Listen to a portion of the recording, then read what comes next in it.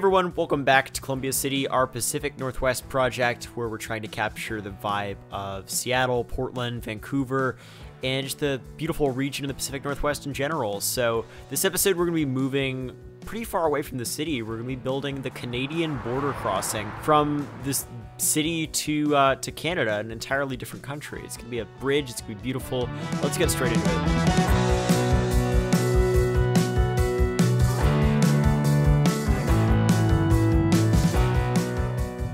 Welcome back. I am very hyped for this episode. I've been meaning to do this for a long time, and my excuse kept being that I wasn't really working in the rural areas yet. Maybe I should wait, but it's time. It's time to build this bridge and work in these rural areas, and we'll connect the city to them as we go. But for now, I really just want to get this bridge placed down because this is going to be really important. It's the Canadian border crossing.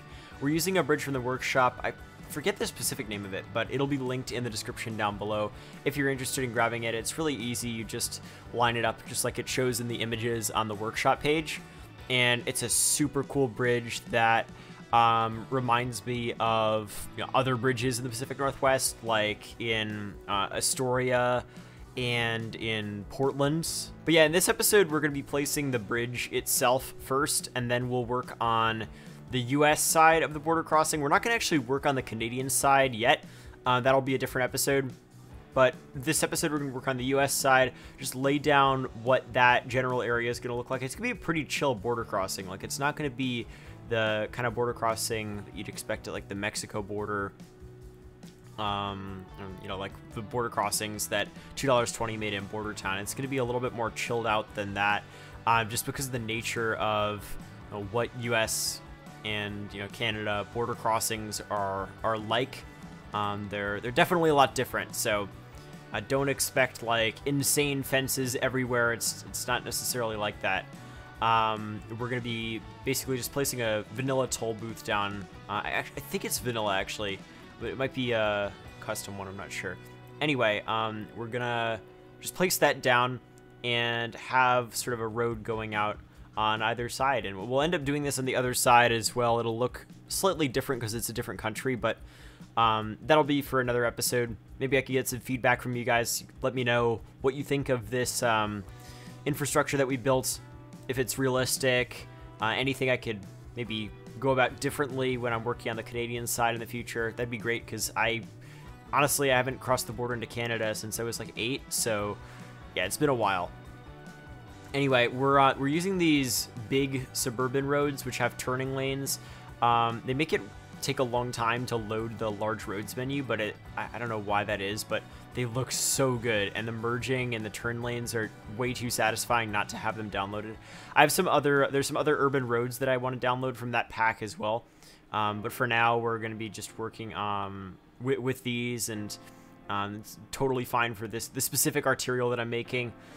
And that'll lead from the highway here that goes into downtown to the bridge itself. The bridge, as you might have seen before, just has a 1 lane each direction national road, and that it might seem small, but I'm not expecting to have a very large settlement on this direct border crossing, or like near this direct border crossing.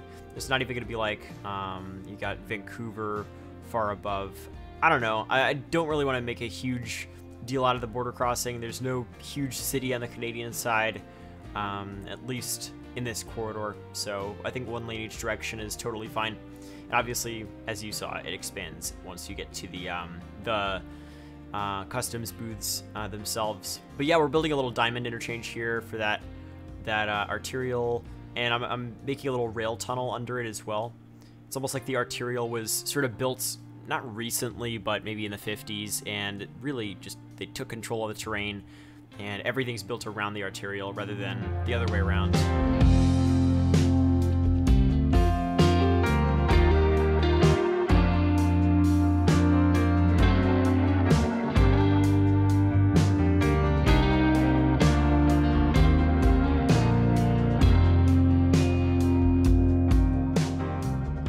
Super cool bridge there. Probably my favorite bridge I've ever placed in game. It's just such a good model, and I had a lot of fun placing that. It wasn't too frustrating. Definitely recommend it if you are looking for a bridge of that type. Once I saw it, I knew it was going to be the bridge we used.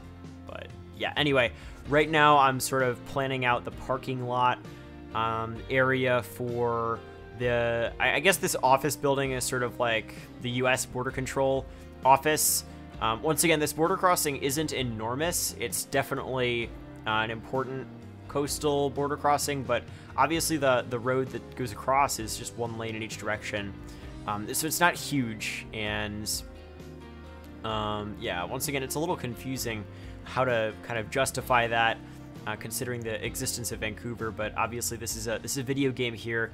We're just building a region that, or I guess we're trying to replicate some of the features of the Pacific Northwest, but not necessarily including all of the cities in their specific geographic locations. So I'm fine with it. Let me know what you think in the comments. Maybe we could build another border crossing elsewhere, or have a story for one that's maybe off the map, because yeah, maybe if we want Vancouver to still exist in this universe, then it makes sense to have a larger one. But for now, I think this is good. I think it looks super cool, and it'd be nice to fit a larger road on here, but I think we're gonna live without it just fine.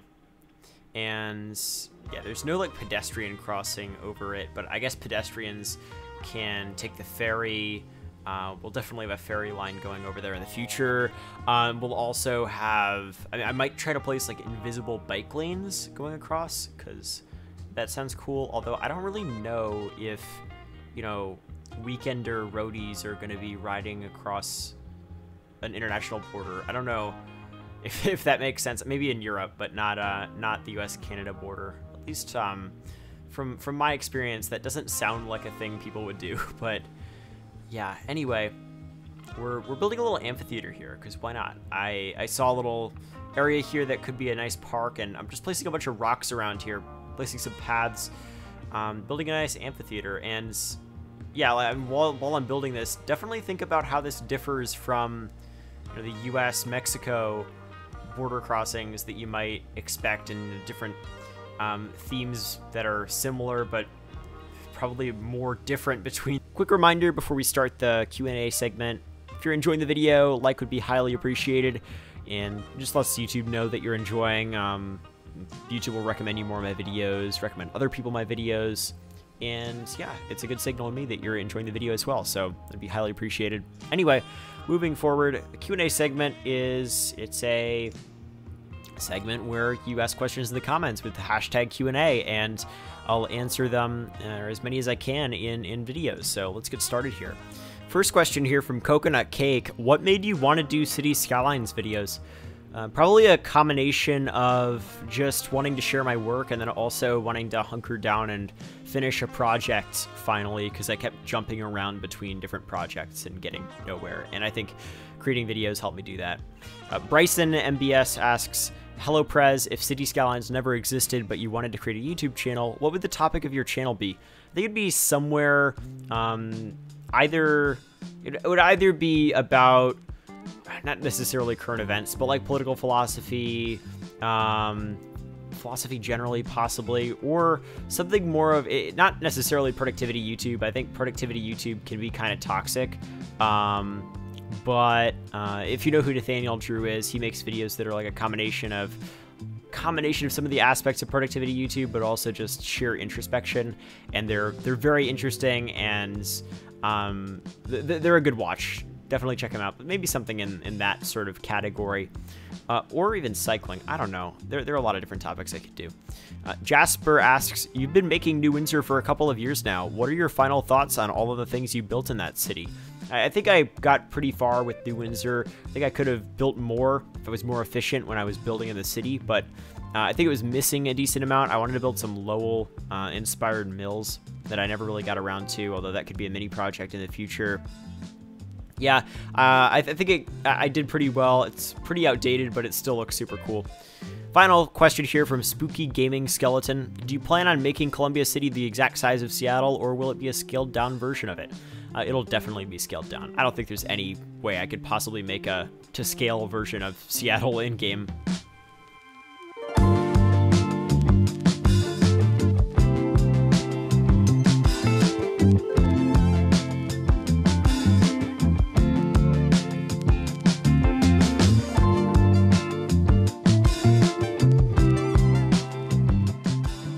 So we're working on expanding a highway pretty close to downtown right now. You sort of saw where we were when I jumped into this scene right here. I guess this segment, not necessarily a scene. I'm not really recording a movie right now. But yeah, we're kind of connecting this up. The interesting thing about this highway is it has a like an express lane kind of system that brings you directly into downtown. You know, being able to bypass the interchange, which is probably filled with traffic. The express lanes will continue in the form of like HOV lanes on the freeway itself, but they won't be like separated. They won't be completely separated like they are right here as we move out, and we're going to work on the transition where they sort of turn into HOV lanes.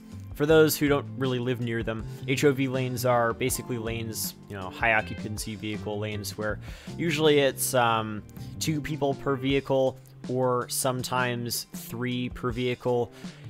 Or in California, if you have certain, you know, electric vehicles, you're able to use the HOV lane, even if it's just 1 person in the vehicle. In Seattle, the express lanes for the I-5 freeway are super weird. Nothing like what we have here in California, or at least nothing I'm really aware of. But basically, there are 3 lanes, at least for a lot of the, a good stretch of the freeway. There are 3 lanes in the middle of the other lanes, and they switch directions depending on the density of traffic and whether it's, you know, rush hour or not. I'm really not sure what they do midday, but I do know that, you know, entering the city in the morning, they're going to be pointing towards the city, and vice versa in the evening, at least from what I understand. And it's really interesting, but there's really no way for it to work in game, unfortunately, unless we just had them perpetually going in a single direction, which kind of sounds a little weird. Yeah, regardless, just wanted to share that that's kind of how it works in Seattle. Really unique system. Another thing that I wanted to mention is I'm kind of realizing how much the city's lacking in terms of bus lines. I just have a couple bus lines going right now just because we haven't really expanded much of the infrastructure for the city, but I feel like the city's big enough where it can sustain a couple like major bus lines that go throughout finished parts of the city. So I really got to get working on that because Seattle's bus density is just completely off the charts. So we're going to have to do that because, you know, in Seattle, like, light rail is important, but compared to the bus system, it's nothing. The bus system in Seattle is crazy. I'll actually link a video in the description sort of showing, like, how crazy Seattle's bus system is. They kind of shut down a road in the downtown Seattle in the middle of the day, or I think during rush hour, probably in the middle of the day, just so that buses can have complete right-of-way. It's really, really cool. How Seattle has harnessed buses. We're going to build some BRT later on in the series. I'm highly looking forward to that. Hopefully you are too. But anyway, that's basically it for me right now. We're actually going to hop in game, which we haven't done in Columbia City in a long, long time. I didn't know I was ever going to do it again, but we're going to hop in game. I want to show you what we built in this episode. Okay, we're in game. I know I said a while ago that I wouldn't be doing any more in-game segments for Columbia City, but I really wanted to do this quickly because we did build a lot of important infrastructure in this episode. I just want to show you my plans, basically, for the city. A couple things. I mean, this is just sort of an overview of everything we've done so far. We're working really slowly, and I'm trying to speed things up a little bit. You can see that, you know, this build here took up a lot of space, and it looks super good from afar.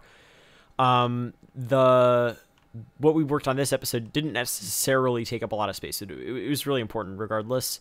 We got this sort of arterial going here that ends up turning into the road that goes across the border. No development over here on the Canadian side yet, but down here in this episode, we built the border crossing itself right here, which doesn't have too many vehicles going through it quite yet. And then we have the sort of border control building. I didn't detail any of this all that much just because it's so far out. I didn't really bother. The amphitheater here, which I guess you could just watch a sort of concert and overlook the bridge and the sunset would be over there. That sounds pretty epic, not gonna lie. Like, imagine, yeah, that'd be sick. Anyway, nothing going on there right now. And the bridge itself is super, super cool. I love it. If you look, this is sort of what it looks like on the bridge itself.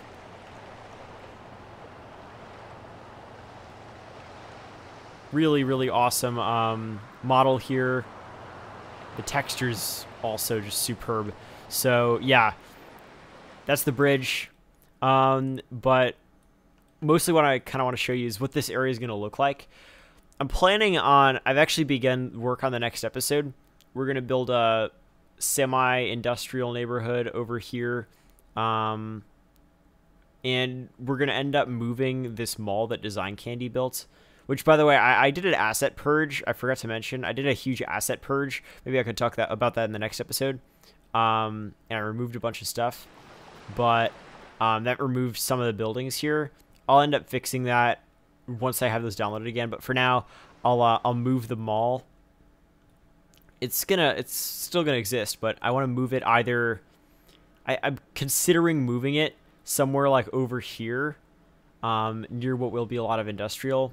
But I also think that just moving it over to, you know, way further out, in what will become a pretty vast suburb over here, that might be a little more prudent.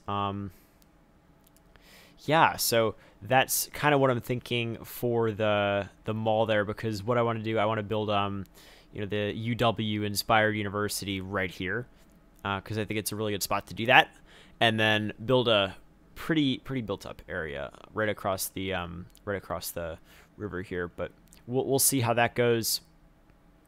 That's just kind of what I'm thinking. And then this highway that we worked on in this episode with the express lanes is actually getting some use right now, which is pretty cool. That's exactly what you like to see. There's a car up there flying somewhere. Not what you want to see, but and then somebody also mentioned this mod. I think it's the node controller mod. I haven't downloaded it yet, but apparently it allows you to smooth nodes out and make them look totally perfect. So this will look a lot better once I do that. I also haven't added the markings or anything, but I haven't really detailed a lot of those stuff in this area. Ooh, that's not good. I'll fix that. But yeah, anyway, this is the kind of rough outline for what this highway is going to be like. Yeah, see, this is the frame rate here is just why I can't really do live segments anymore as a regular thing. And you turn around and it's way better. Yeah.